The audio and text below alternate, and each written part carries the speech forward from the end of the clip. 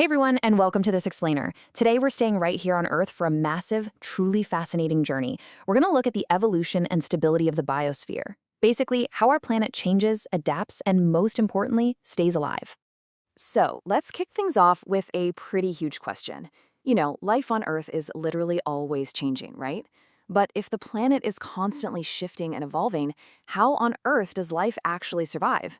How does it stay perfectly balanced enough to keep us all alive? Well, it's an amazing mystery, and the answer is literally all around us. All right, Section 1. Meet the biosphere. To answer our big question, we first need to meet the main character of our story. We call it the biosphere. It's a simple idea, but absolutely massive in scale. Basically, the biosphere is the ultimate home for life. It wraps completely around our planet like a giant protective bubble, and it holds every single living thing. We're talking from the tiniest bug hiding in the dirt to the largest whales swimming in the sea. It includes all those living organisms, plus the specific parts of the air, the water, and the land where they actually live. Now, if we were floating in space and zoomed in on our planet, we wouldn't just see one boring landscape. No way. We'd see this beautiful, incredibly diverse mosaic of completely different ecosystems. Just imagine lush green forests packed with tall trees, flowing blue rivers, completely dry sandy deserts, freezing snowy mountains, and deep, dark oceans. All of these completely different environments connect and work together perfectly to form one giant, healthy biosphere. Moving on to Section 2, History of the Biosphere. The biosphere has this epic, long history.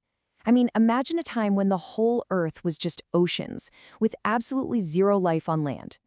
Over 3.5 billion years ago, the whole story started deep in the water, with super simple single-celled organisms. Then a massive game changer happened.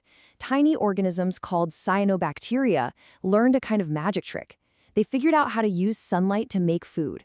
We call this process photosynthesis. And as they made their food, they breathed out oxygen. Very slowly, over millions of years, that oxygen built up in the air, which allowed way more complex life to survive. Because of that new oxygen, plants, fungi, and animals could finally crawl out of the water and onto the land. And eventually, humans appeared, becoming a powerful force capable of changing the entire natural world. Okay, Section 3, How Nature Stays Stable. So, with all these massive evolutionary changes happening over billions of years, you might be wondering, how does the Earth keep itself healthy and steady today? Well, the secret is stability. Stability just means that the biosphere can keep all the right conditions for life going, even when crazy or unexpected changes happen. Think of nature as a giant balance scale. Whether the seasons are swinging from freezing winters to scorching summers, or a heavy storm rolls through, stability is what keeps that giant scale totally leveled out, so life can just keep on going. To maintain this amazing balance, the biosphere relies on 5 main tools. Think of them almost like nature's superpowers. First up is biodiversity, where millions of unique species work together. Second, we have the continuous cycles of matter. Third is the flow of energy from the sun. Fourth are complex food webs. And fifth is self-regulation, which is the amazing ability of ecosystems to actually adjust and heal themselves after they get hurt. It's all about perfect teamwork and connections between living things and their environment. Let's look closer at one of those vital superpowers, the cycles of matter. Imagine a single drop of water or a tiny building block of carbon or oxygen. In nature, these things are literally never wasted. They are recycled again and again and again. Elements like nitrogen and phosphorus move from the soil, into a plant, into an animal, and then right back into the soil. Without these never-ending cycles, plants wouldn't get nutrients, animals couldn't live, and life on Earth would simply stop. It's basically nature's ultimate recycling program. Another crucial tool is the food web. Energy is constantly flowing through an ecosystem to create balance, and it tells a pretty awesome story. It all starts with bright energy from the sun, which beams down and helps the green grass grow.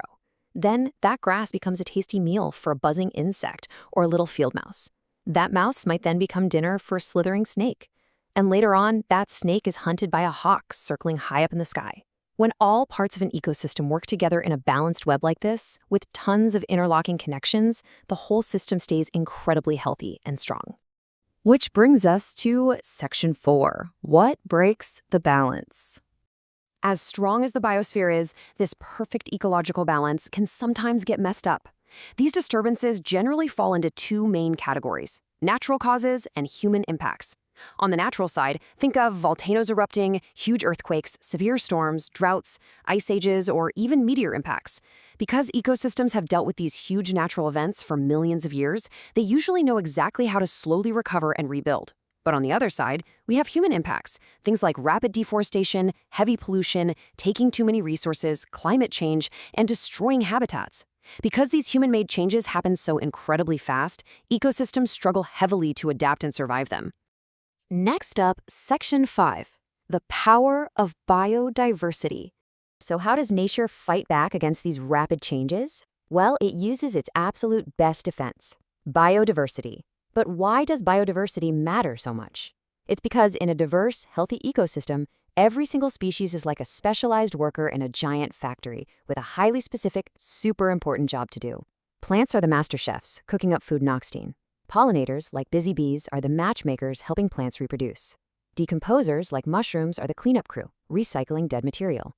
Soil animals, like earthworms, are the farmers improving the earth. And tiny microorganisms are the mechanics driving those chemical cycles. If even one of these workers disappears, it puts the entire factory at serious risk. Finally, Section 6, protecting our future Earth. Because human impacts are so incredibly strong, and because every single species matters so much, we have a massive responsibility. We have to become the active protectors of our own biosphere. And the great news, you don't need actual superpowers to do this. You can start right now with super simple, everyday actions. We can all help protect our forests and oceans. We can easily save water and turn off lights to save energy at home. We can reduce our waste, reuse what we have, and recycle our trash. We can make a promise to never pollute. And above all, we can show real respect to every living thing, no matter how tiny it might be.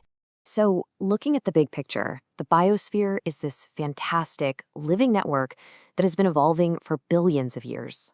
Life is always changing, adapting, and finding brilliant new ways to survive. But its continued stability, that giant balance scale, depends entirely on us. Every living thing is connected in an invisible web, and our ultimate job is to help keep the Earth healthy.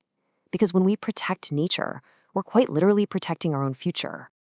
I want to leave you with this really powerful thought: small actions today make a truly big difference tomorrow. I hope this explainer helped you see just how amazingly balanced our planet really is. So ask yourself today, what small, everyday action will you take right now to ensure a healthy, thriving Earth for all of us tomorrow? Thanks so much for learning with me.